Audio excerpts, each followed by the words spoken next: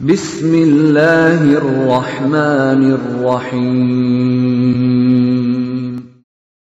وَلْتَكُنْ مِنْكُمْ أُمَّةٌ يَدْعُونَ إِلَى الْخَيْرِ وَيَأْمُرُونَ بِالْمَعْرُوفِ وَيَنْهَوْنَ عَنِ الْمُنْكَرِ.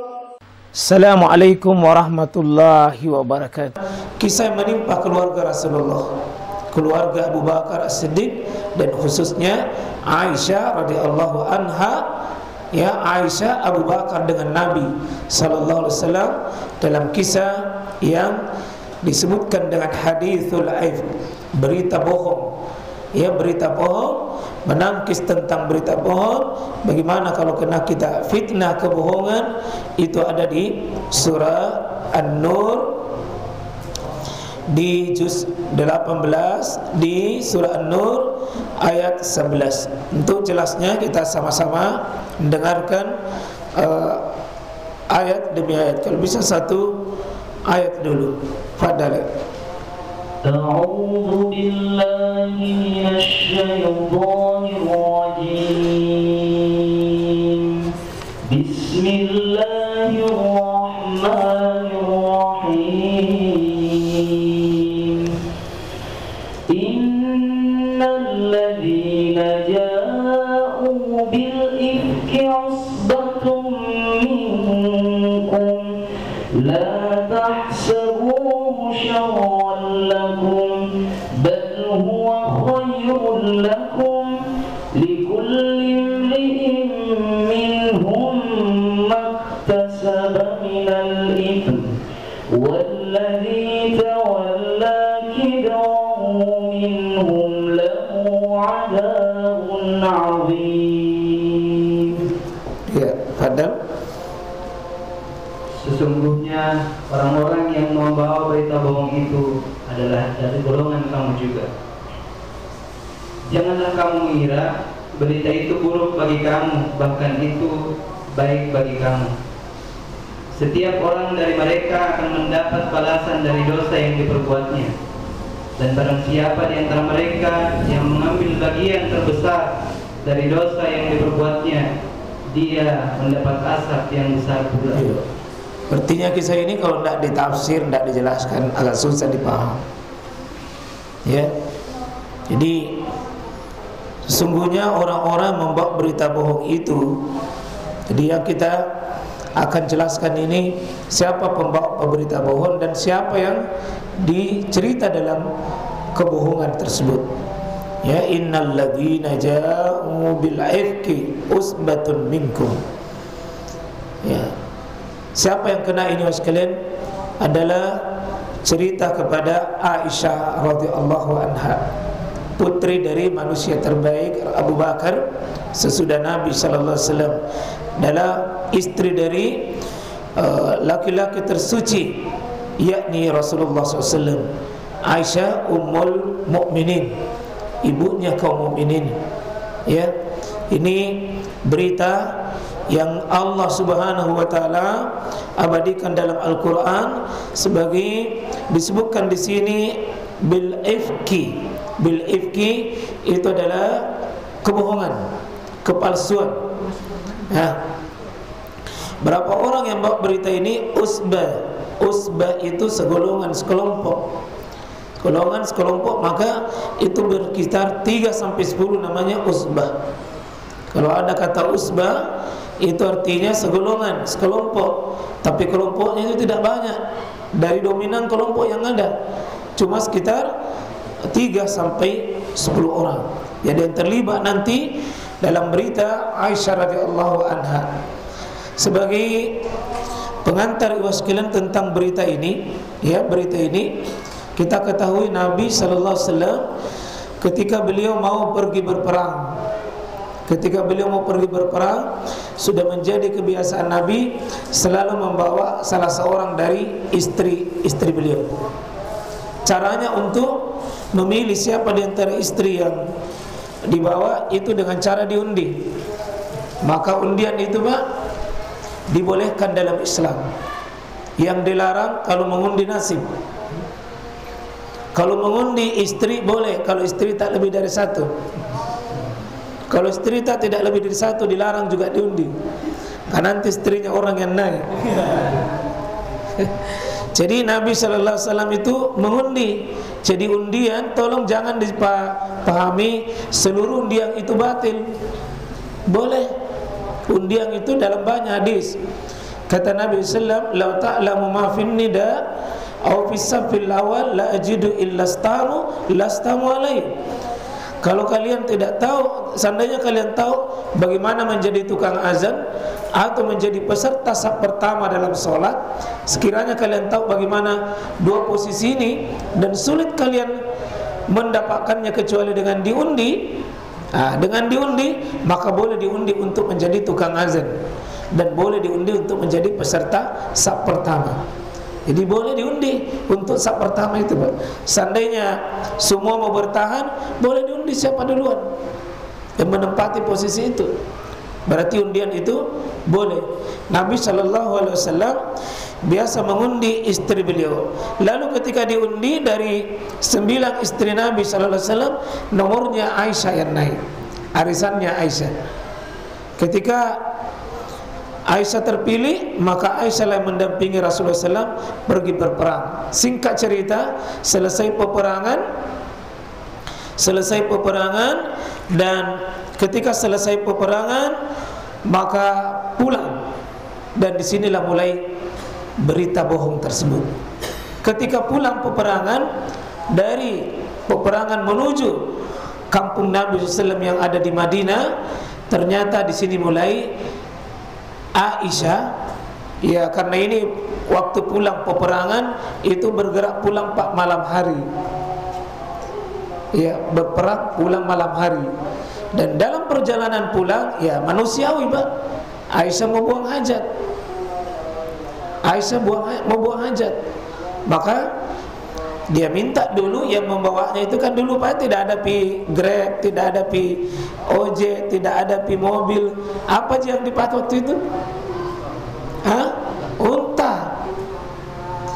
Unta itu di mana dikasih duduk? Ada istilahnya itu apa namanya begini Pak, di sampingnya itu kasih duduk. Apa namanya itu kalau duduk ini? Pelana, tapi ada tempat duduknya nih, duduk. Kalau pelana ini anak sandari. Ada tempat-tempat apa namanya? Tempat kalau tempat orang di sini, tempat orang di sini. Ya. Ya, itu nih, yang itu nih. Ya, kira-kira naik di situ kan Aisyah masih kecil, Pak. Setelah dia turun pergi buang hajat, begitu dia selesai buang hajat, qadarullah, nah kena ujian. Apa ujiannya? Ini kalungnya hilang, baru kalungnya pinjam. Nah itu juga minta tolong, ini pelajaran ini, jangan suka pinjam apa-apa. Ini mulai fitnah ini. Ya, jadi ibu-ibu jangan suka pinjam sepatu, pinjam tas, ya, untuk pergi-pergi di pesta.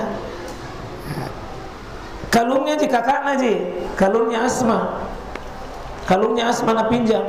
Dia merasa berat karena kalungnya kakaknya. Apa nanti jawabannya ketika ditanya? Akhirnya nak cari.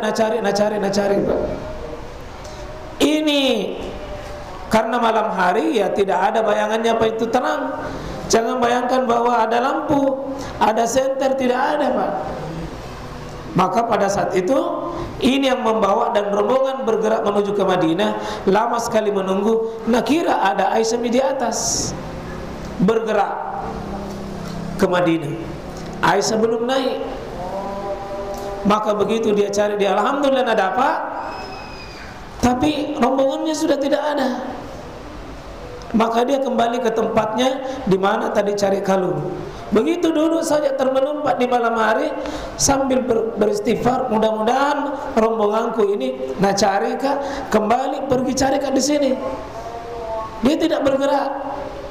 Pas diikuti dari rombongan ini dari belakang, pas ada rombongan namanya Safwan bin Mu'attal.